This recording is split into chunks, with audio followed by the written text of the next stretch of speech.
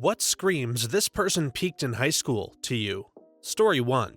My ex-stepmother constantly bragged about being a cheerleader in high school and winning a beauty walk in a town of like 500 people. She was still bragging about these things the last time I saw her. She was in her mid-40s. My best friend remarried to a woman like this. The fact that she was the head of the cheerleading squad, both homecoming queen and prom queen, are actually frequent topics of conversation for her. For reference, we are nearing our 40s. She has a display case of tiaras that she won, even has one she keeps in her car and wears while she's driving because she's queen of the road. Some of her personality can be best described as prom queen that had a short stint in modeling after high school, had a kid, and never got over it. I always tell my friend, as long as you're happy. My mother-in-law talks about how cool and popular she was in high school. No, she didn't go to college. Yes, she still lives within a 10-minute drive from where she was born and raised. Those last two things don't really matter except to say that she also still acts like a high schooler. Nothing but gossiping and talking down on people when she hasn't done anything with her life or really gone anywhere. Everything that she doesn't already like is bad and dumb,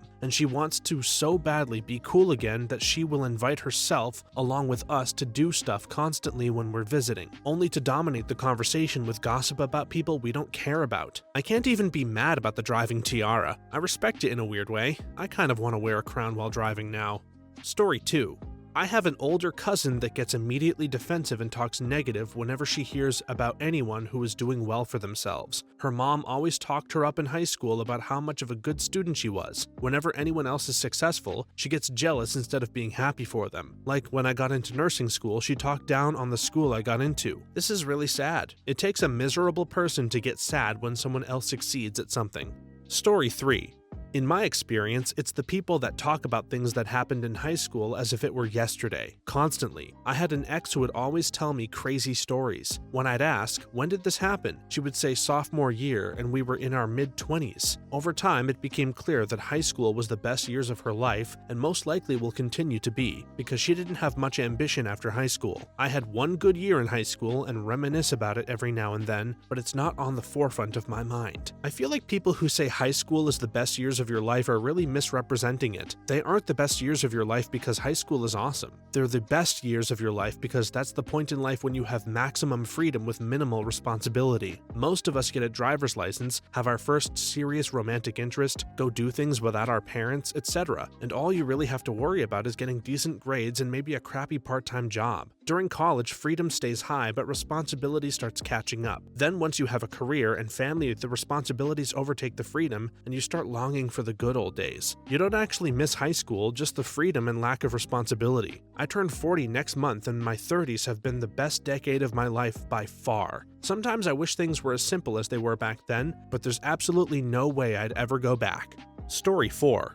Still acting like a typical mean girl when they're entering their 30s. About 5 years ago, I ran into one of the more popular girls in school at the mall. She was a cashier, and when I went up with my purchases, she actually said, "Ew, aren't you that nerd from school?" after I said hi. After that, I didn't say anything. I just paid and left. I felt bad for her more than anything else because she clearly peaked in high school. When I was active on Facebook years ago, someone started a reunion group. I was the nerd in this scenario. One of the high school girls who was incredibly cruel found someone to marry her and ended up a stay-at-home mom who spent all day spouting bitter hate towards everyone while complaining about her own kids getting bullied at school. She had gained a lot of weight after graduating. I've always been big myself, which she loved to remind me about, but now she was bigger than me. This lady would leave the nastiest comments on my pictures to insult my weight, my job, my husband, and talk about how I was still the ugly nerd. The moderators refused to kick her off despite this. She posted similar stuff on other posts too, so I ended up reporting her to Facebook and left the group. Now that her kids are in school, she got a job in the public schools. She's probably bullying other parents now for all I know. A story from my real life about an experience with a 30-something-year-old who definitely peaked in high school. About 15 years ago, I was working at a retail store. At the time, I was in my early 20s. I worked with a woman in her mid-30s. One day, pizza was ordered and I assumed it was for all the employees. I was told by the manager that there was pizza and to take a break and get some. I went up to the break room room and the coworker was also in the break room. I grabbed a couple of the slices of the pizza and began eating. She was clearly fuming over me doing this. I assumed she was annoyed that I was eating the pizza, but being young and fearing conflict, I just let it go, figuring she would too. Besides, the manager told me to have some. On my next break, I go to the break room and the pizza boxes are still on the table, except there is something written on the top. This is not for you. Don't take things that don't belong to you without asking. I was upset, but I knew the manager told me I could have some, so I figured it would blow over. It did not blow over. From that day, anytime I was near her, she would talk about my looks or anything she thought might get a rise out of me to her friends. If it wasn't that, she was obviously annoyed by my presence and made it crystal clear in a passive-aggressive, petty way. Her behavior reminded me of a high school mean girl. Her immaturity because of some stupid misunderstanding that could have been solved if she had just talked to me about it. I never found out what the issue was. My assumption is that the girl and a few other employees, including the manager, went in on the pizza together. I am 99% sure she just never knew the manager offered me some pizza and thought I had just helped myself. Like I said, this was over 15 years ago. Some of the details have faded from my memory. I didn't work there long because of the girl's attitude towards me. She also caused a couple of coworkers who were previously nice to me to stop talking to me and ignore me when we were together, which aided in my departure. I think this is interesting because I've worked with plenty of people that treated the workplace like high school. These people always go straight to the manager when you've done anything even slightly wrong.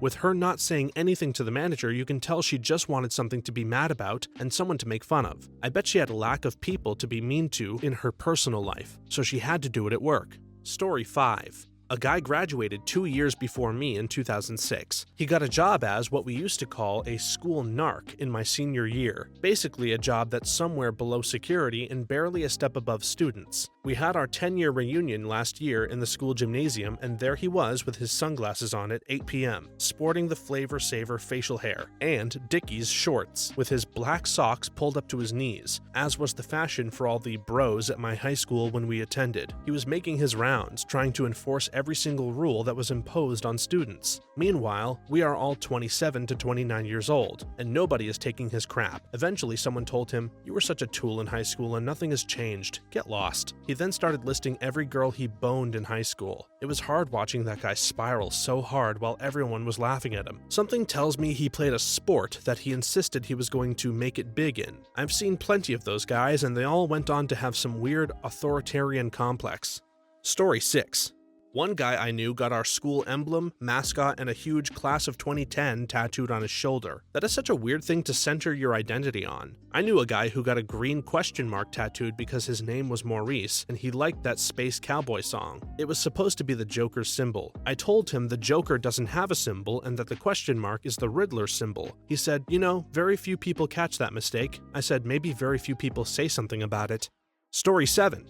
Some of the popular girls from my high school still get together very frequently, and I see photos of it on Facebook. I also keep in touch with some friends from high school, and I think that's nice. However, one of those friends of mine once ran into them during one of their get-togethers. He said hi and happened to be sitting not too far from them at the bar. He said all they did for the whole night was talk about high school. They looked up old classmates on Facebook, laughed at them, called them names, looked at their spouses and called them names too. They still thought that they were the popular kids, as if they still had some sort of influence on all these people. Everyone has moved on and done interesting things in their life, except for them. They're just rehashing old drama and old rumors. One of those girls had a small bit of success as a photographer in high school. She won a couple of contests that were aimed at teenagers, and her photos weren't bad. Her parents turned this into a very big deal. Her friends all wanted to be in her photos, and she was dead set on going to art school and getting the recognition she deserved. I don't know if she ever made it into the art school or if she dropped out, but she definitely did not become a photographer. Instead, I see her launching some new startup business selling asinine live, laugh, love stuff once a year. So that's where all the live, laugh, love stuff comes from. I have to imagine what the popular girls from my high school went on to do. I assumed they became those nurses that make TikToks about their patients dying. Story 8. Grown people who still try to create teen drama, making an issue out of every non-issue that other people just ignore because they've grown up and they know the world doesn't revolve around them, especially if it happens at their place of work where they should remain professional, but they feel the need to be the diva or the mean girl, or they're always the victim, refusing to take any accountability and relying on gossip and baseless rumors as evidence. Well, at least that's the kind of people I experienced in high school, and when I see people who still behave like that, I think they must have peaked when they were 16 and got stuck there. I met a lot of these people when I worked in retail. I graduated in '05. I was sitting at a tire shop waiting for my truck to get done, and an employee slightly older than me walked up to me and asked me, with no previous interaction, if I played football in high school. Wondering where this was going, I responded that I did, but I wasn't great at it. He asked what school I went to, and I told him. Then he starts talking about himself, how he was all conference, and walking me through all of his high school achievements. I never asked for this conversation. I just sat there wondering why this nearly 40-year-old wildly out-of-shape tire shop supervisor was telling me all of this. Then, just as soon as it started, he bid me a good day and walked off. It was bizarre. That's how I knew he peaked in high school. One of my uncles would tell anyone who would listen that he was valedictorian of his school and got a perfect SAT score. Even as a young kid, I would sit there thinking, this dude is a college graduate with a career, a wife and kids, and like 20 years out in the real world. Why is he telling people at a barbecue that he was really smart in high school? I'll bet you it's because he didn't do so great in college. I've known a few kids who graduated at the top of their class at their small or crappy high school, and then found out there's much smarter students at the big universities. Some never get over the shock of learning that they're not actually above average. To be fair, I think that's something teachers should have to explain to high schoolers. When you're in the top of your class in a bad school, teachers just tell you how they have hope for you, how you're gonna go on and do great things, and how you're way too good for the school or town. They really fill students' heads with false confidence. They have these children thinking they're some of the smartest kids in the state, when in reality, they're in the top 60% of the state. That's good, but there's still a lot of people just as good if not better than you. Obviously, kids are going to take the teacher's words seriously, and it's going to inflate their ego. They're kids. They've never had to understand the big picture before. The counselors in high schools should be helping more kids understand these things. I also think advisors and counselors in universities need to be understanding of this, and really help kids get back up after the initial shock. Story 10. Any amount of participation in an MLM scheme makes me so sad. I remember when I was active duty in the military and nearly every one of my buddies' wives were in some sort of MLM. I just assumed they were either in a load of debt since, at our rank at the time, we made a decent wage, or the wives were just extremely bored because they're all stay-at-home moms or housewives and have nothing to do while the husband is deployed. Story 11.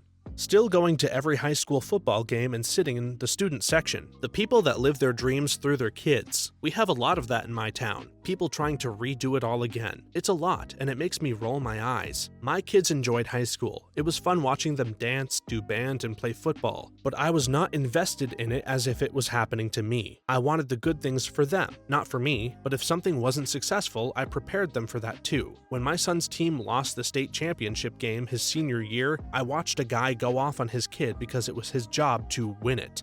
What? My son was devastated, but he still had many things to come and has gone on to do amazing things. Yeah, he looks back and hates that they lost, but it was a teaching moment for him instead of the end of his world. My wife's cousin and her husband are like this. Their Facebook feed is a constant barrage of wrestling garbage. Pictures of dudes rolling around on the floor, inspirational quotes, complaints about how their son can't eat, but they started this when he was like 8, so it wasn't just 4 years of it. The kid's entire personality is based on this sport. He's wrestling in college, so he's probably gotten another 4 years of it. And then I wonder what it will be like when this thing he's revolved his entire life around is gone. I feel bad for his brother too. They might post up one picture of the younger kid for every 20 of the older kid. Story 12. When I was in high school, this guy a year ahead of me had a fearsome reputation. At house parties, people worried about his name alone. He would show up to the parties with his cronies and start fights. He came from a decent enough family. Everybody wanted to be on his good side. Anyway, he graduated high school and most of us were still in 12th grade. I remember he used to come around lunchtime to smoke with the people out front and talk about how much fun it is to sleep in and do nothing and have all this freedom. A couple of months of, "Oh, cool," to "Why are you still here?" as we awkwardly shuffled back to class. Story 13. I used to work with a guy, we called him Roid Rage. He was very muscular, very masculine, and would talk about both those things constantly. One day, I was sitting next to him in the break room and he was talking to me, unprompted as always, about how he went to attend an awards ceremony for his son who won something, regarding his football performance. I said, "Well, that was nice of you to go and support him." He was like, "Nice? It was awful, man. That used to be me. Now I'm the old guy in the room who has to watch someone else win something I should have had." All I could think was, what a loser. You can't just be happy your son won this award and be proud of him. You have to make it about you. At first, I used to be amazed at how people like this can even exist. Losers who live vicariously through their kids. Be proud of your kids and their accomplishments. That is a good thing. But folks like the one you're talking about are more common than I ever would have expected, and I didn't discover this until I was in my 30s. I mean, you're not dead, you can still do things and be proud of them. Why on earth is this guy envious of a high school award? Those are for children. That's a really depressing mindset to have, especially with your own child. My mom told me she was jealous of me when I was 8, and it messed with my head for years. I always felt guilty when I was good at stuff because I assumed I was making people feel bad. Story 14. People that say, it doesn't get better once you grow up. I told a substitute teacher at my school that people told me this all the time, and she told me that only people that say that are the ones that peaked in high school. I miss her. One of my friend's school teachers explained it like this: don't let anyone tell you that these are the best years of your life. It's a lie. Your high school years actually suck. If you go to college, you'll make friends with people based on shared values, not because you've been in the same school since grade 1. You'll have more fulfilling relationships, more freedom, and as the years go by, more discretionary income. And just when you think it can't get any better, your children grow up, move out of the house, and leave you with freedom, time, and money to do almost anything you want. Thanks for watching until the end. If you enjoyed this video, please do us a favor and subscribe and leave us a like on the video. If you have something to add to this topic, please leave it in the comments below. I'd love to make a video on those comments in the future. For more videos like this one right now, please stop by our channel. Thanks again, and see you next time.